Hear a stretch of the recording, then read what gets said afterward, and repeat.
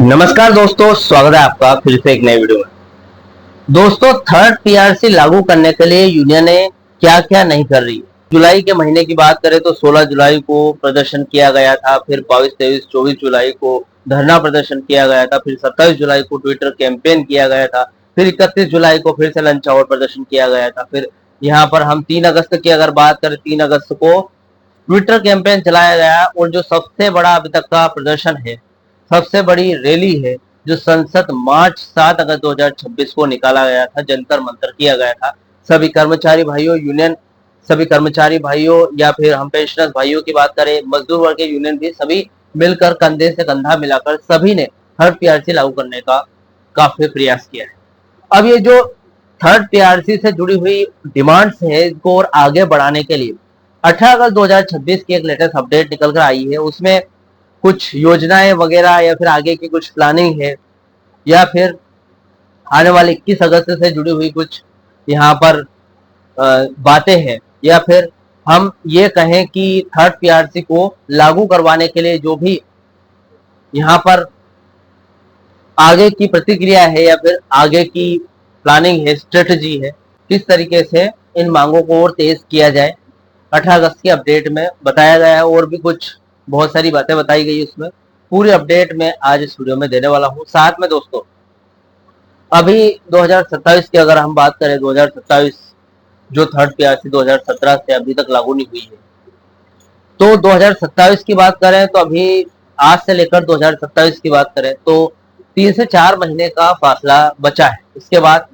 Fourth PRC की cut off date सामने आ जाएगी। तो यहाँ पर क्या 2027 आने से पहले थर्ड पीआरसी लागू हो पाएगी, या फिर क्या कैबिनेट नोट मिल पाएगा, हमें कैबिनेट का अप्रूवल मिल पाएगा? आज पूरी जानकारी डिटेल तरीके से देने वाला हूं और 18 अगस्त की अपडेट को पूरी जानकारी के साथ समझेंगे। सबसे पहले दोस्तों, चैनल पर नए हो, पहली बार आए हो, बीएसएनएल से जुड़ी सभी प्रकार की जानकारियां रोज डेली देखना चाहते हो तो मेरे चैनल को सब्सक्राइब कर लेना। साथ में दोस्तों बेल नोटिफिकेशन ऑन जरूर कर देना। मेरे द्वारा दी गई जानकारी आपको सही लगे, सटीक लगे या फिर अच्छी लगे, यूजफुल लगे तो इस जानकारी को ज्यादा से ज्यादा कर्मचारी मित्रों के साथ, पेंशनर्स भाइयों के साथ ज्यादा से ज्यादा शेयर जरूर करें। वीडियो को लाइक करके जरूर जाना। चले दोस्तों, बढ़ाते हैं वीडियो को आगे। दोस्तों देखिए, आज पूरी अपडेट को समझने वाले सबसे पहले अपडेट में देख लेते हैं। देखिए यहाँ पर दोस्तों 18 अगस्त 2026 की अपडेट है। यहाँ पर बताया गया है, Karnataka circle conference concludes with call to intensify struggle for third PRC। तो इस 18 अगस्त की जो अपडेट है इसको विस्तार से समझते हैं कि यहाँ पर एग्जैक्टली क्या बताया गया है। देखिए दोस्तों, मेरी जानकारी के हिसाब से मैंने जो रिसर्च किया, अध्ययन किया है, इसको थोड़ा सा समझ कर आपको बताने वाला हूँ। देखिए, ये जो खबर है दोस्तों बीएसएनएल एम्प्लॉय यूनियन के कर्नाटक सर्कल कॉन्फ्रेंस की है। थर्ड पीआरसी की जो डिमांड है, जो मांग है, उसको तेज करने का फैसला यहाँ पर लिया गया है। बैठक में यह तय किया गया है कि थर्ड पे रिवीजन यानी कि जो वेतन संशोधन भी हम बोल सकते हैं, वेतन समझौता लागू करवाने के लिए सरकार और डोट यानी कि दूरसंचार विभाग पर दबाव बनाए, यानी कि ज्यादा दबाव बनाना पड़ेगा तभी जाकर थर्ड पीआरसी लागू होगी।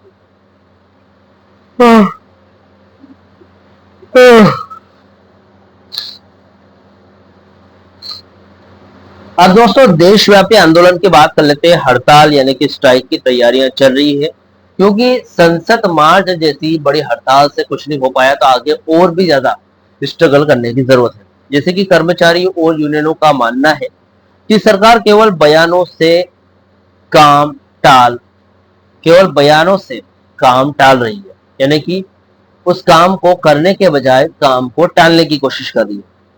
इसलिए अब पूरे देश में एक बड़ा आंदोलन और जरूरत पड़ने पर हड़ताल यानी कि स्ट्राइक करने का सुझाव दिया गया है, यानी कि ऐसी हड़ताल जैसे इंडेफिनाइट स्ट्राइक, अनिश्चितकालीन हड़ताल हो गई, जैसे 2 से 3 दिन काम बंद करो, ऐसी हड़ताल हो गई, कुछ इस तरीके की हड़ताल का सहारा लेना पड़ेगा। अब नेटवर्क के सुधार और मैनेजमेंट की लापरवाही की बात करूं दोस्तों 1 लाख टावर लगने के बावजूद सर्विस नेटवर्क जो सर्विस है उसमें सुधार न होने और घटिया मैनेजमेंट को लेकर बीएसएनएल मैनेजमेंट की बड़ी आलोचना की गई है। यानी कि देखा जाए तो 1 लाख टावर का जो सपना था बीएसएनएल का वो पूरा हो गया है। उसके बाद भी नेटवर्क में कोई सुधार देखने को नहीं मिला है। यूजर्स परेशान हैं, सभी यूजर शिकायत कर रहे हैं। यानी कि सभी यूजर अपने अपने डाउट शिकायत लेकर आ रहे हैं। शिकायत सभी यूजर्स की शिकायत बहुत आ रही है कि नेटवर्क में कॉल रुक रुक कर चलती है, या फिर हम इंटरनेट डेटा स्पीड की बात करें, या फिर किसी भी तरीके से यूजर है, बीएसएनएल यूजर है, बीएसएनएल की सेवाओं से संतुष्ट नहीं है। अब यहाँ पर यूनियन बोल रही है कि जो बीएसएनएल मैनेजमेंट की ये लापरवाही है कि कहीं ना कहीं 1 लाख टावर लगाने के बाद भी जो बीएसएनएल यूजर असंतुष्ट है। अब नॉन एग्जीक्यूटिव के लिए नई जो पॉलिसी है वो बनाई गई है। भत्तों में संशोधन, यानी कि पर्क्स एंड रिवीजन की बात करूं दोस्तों, और नॉन एग्जीक्यूटिव कर्मचारियों के लिए प्रमोशन पॉलिसी तुरंत लागू करने की मांग रखी गई, यानी कि एक और डिमांड। अब पेंशनर्स और कैजुअल मजदूरों के मुद्दे भी है यहाँ पर। 2 दिवसीय कॉन्फ्रेंस, 2 दिवस के यानी कि 2 दिन के इस कॉन्फ्रेंस में पेंशनर्स के हक यानी कि पेंशन रिवीजन और कैजुअल कॉन्ट्रैक्ट वर्कर्स की समस्याओं पर भी स्ट्रेटजी बनाई जा रही है। अब दोस्तों अफोर्डेबिलिटी क्लोज हटाने के लिए यूनियन क्या कर रही है इसको देख लेते हैं। 18 अगस्त की जो भी अपडेट थी मैंने बता दी है। अफोर्डेबिलिटी क्लोज हटाने के लिए यूनियंस क्या कर रही है इसके बारे में देख लेते हैं। देखिए दोस्तों, थर्ड पीआरसी लागू न होने का सबसे बड़ा रोड़ा डिपार्टमेंट ऑफ पब्लिक एंटरप्राइजेस का अफोर्डेबिलिटी क्लोज, जो कि मुनाफे की शर्त है। इसके मुताबिक वही सरकारी पीएसयू अपने कर्मचारियों को नया वेतन आयोग यानी कि पीआरसी दे सकती है जो लगातार मुनाफे यानी कि प्रॉफिट में चल रही है। लगातार यानी कि पिछले 3 साल से लगातार प्रॉफिट में चलना अनिवार्य है। अगर आपकी कंपनी जो पीएसयू है, सरकारी सेक्टर से आते हो, पिछले 3 साल से प्रॉफिटेबिलिटी में नहीं है तो उसमें अफोर्डेबिलिटी क्लोज लग जाएगा। फिर आप अपने या फिर अपने कर्मचारियों पर कोई भी खर्च नहीं कर पाएंगे, जैसे कि बीएसएनएल नहीं कर पा रही है। अब दोस्तों क्योंकि बीएसएनएल घाटे में चल रही थी इतने टाइम से, इसलिए ये नियम बीच में रुकावट बना हुआ है। अब ये तब तक नहीं हटेगा जब तक कंपनी प्रॉफिट नहीं कमाती या फिर जो मैनेजमेंट है, जो कैबिनेट है वो विशेष अप्रूवल नहीं देते, तब तक नहीं हटेगी। अब यूनियन जैसे कि एयूएबी या फिर बीएसएनएल एम्प्लॉय यूनियन की बात करें, इनके द्वारा कुछ कदम उठाए जा रहे हैं जिससे अफोर्डेबिलिटी क्लोज कहीं ना कहीं हट सकती है। जैसे कि विशेष छूट यानी कि वाइविंग ऑफ रिलैक्सेशन की डिमांड की जा सकती है। यूनियन ने लगातार डोट और संचार मंत्रालय पर यह दबाव बना रही है कि बीएसएनएल एक राजनीतिक और राष्ट्रीय महत्व स्ट्रेटेजिक एंड नेशनल इंपोर्टेंस वाली पीएसयू मानकर कैबिनेट नोट के जरिए अफोर्डेबिलिटी क्लोज में छूट दी जाए, यानी कि जैसा कि मैंने अभी बताया आपको। इसके बाद दूसरा है ज्वाइंट एग्रीमेंट यानी कि वेज एग्रीमेंट से जुड़ा हुआ है। बीएसएनएल एम्प्लॉय यूनियन और एनएफटी जैसी यूनियन ने मैनेजमेंट के साथ मिलकर वेतन समझौते पर हस्ताक्षर किए हैं। इसमें यह तय किया गया है कि जैसे ही सरकार या फिर कैबिनेट अफोर्डेबिलिटी क्लोज हटाएगी, थर्ड पीआरसी की फिटमेंट लागू कर दी जाएगी। ये डिपेंड करता है सरकार पर। सरकार 0% नील फिटमेंट के साथ ऐसा सौदा कर सकती है सभी कर्मचारी या फिर पेंशनर्स के साथ। अब तीसरा है एयूएबी की राष्ट्रीय जो मीटिंग्स होने वाली है, नेशनल मीटिंग्स, और जो मेमोरेंडम सौंपे जाएंगे। AUAB all union and association of BSNL की अगर बात करें, लगातार संचार मंत्री और संचार सचिव सेक्रेटरी टेलीकॉम को पत्र यानी कि अपने मेमोरेंडम भेज रही।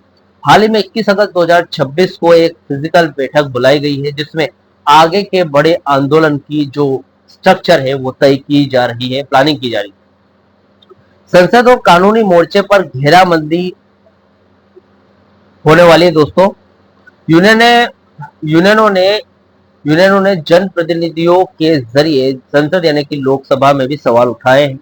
बीएसएनएल के पुनरुद्धार यानी कि रिवाइवल पैकेज के साथ साथ कर्मचारियों को थर्ड पीआरसी की छूट क्यों नहीं दी जा रही है, इस तरीके से कुछ मुद्दे उठाए गए हैं। अब दोस्तों क्या आने वाले 3 से 4 महीनों में कैबिनेट अप्रूवल मिल जाएगा या नहीं? दोस्तों अगर जमीनी हकीकत और प्रशासनिक प्रक्रियाओं को समझे तो परिस्थिति इस प्रकार है। देखिए यहाँ पर प्रक्रिया कहां तक पहुंचती है जान लेते हैं। प्रस्ताव को दोस्तों कैबिनेट तक पहुंचाने के लिए सबसे बड़े दोस्तों प्रस्ताव को कैबिनेट तक पहुंचाने के लिए सबसे पहले बीएसएनएल बोर्ड, फिर डोट यानी कि डिपार्टमेंट ऑफ टेलीकम्युनिकेशन को एक कैबिनेट नोट यानी कि कैबिनेट नोट तैयार करना होता है। इसके बाद ये वित्त मंत्रालय, फाइनेंस मिनिस्ट्री ऑफ डीपी यानी कि डिपार्टमेंट ऑफ पब्लिक इंटरप्राइजेस के पास लास्ट लास्ट में अंतर मंत्रालय परामर्श यानी कि इंटर मिनिस्ट्रियल कंट्रीब्यूशन के लिए जाता है। अब इस पूरी प्रोसेस में 3 से 4 महीनों में अप्रूवल की संभावना है। हो सकता है कि 2027 आ ही जाए।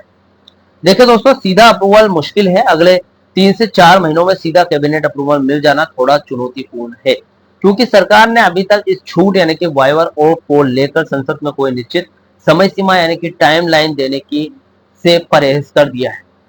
अब आंदोलन के असर की अगर बात करूं दोस्तों, यदि एयूएबी यानी कि all union BSNL of association, अगर इनकी बात करें या फिर बीएसएनएल एम्प्लॉय यूनियन की बात करें, अगस्त से सितंबर में देश भर में बड़ा हड़ताल या फिर आंदोलन खड़ा करती है, तो सरकार पर कैबिनेट नोट को तेजी से आगे बढ़ाए या फिर दबाव बनेगा।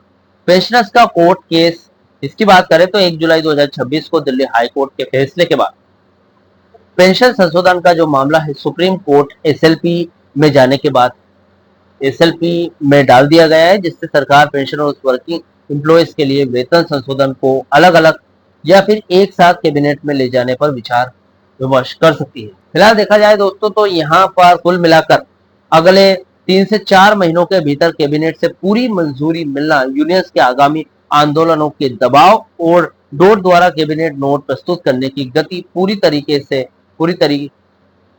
तरह निर्भर करेगा। कैबिनेट नोट प्रस्तुत करने की गति पर पूरी तरीके से निर्भर करेगा। फिलहाल फाइल जो है वो प्रक्रिया यानी कि प्रोसेस में है। अब देखते हैं कि किस तरीके से यूनियन दबाव बना पाती है, तभी जाकर थर्ड पीआरसी लागू होगी। फिलहाल दोस्तों ये वीडियो था। इस वीडियो से जुड़ा हो जो भी आपका डाउट या क्वेश्चन वगैरह हो तो मुझे कमेंट बॉक्स में कमेंट कर सकते हैं। वीडियो अच्छा लगा तो वीडियो को लाइक कमेंट जरूर करें। मिलते हैं दोस्तों नेक्स्ट वीडियो में। सी यू सून।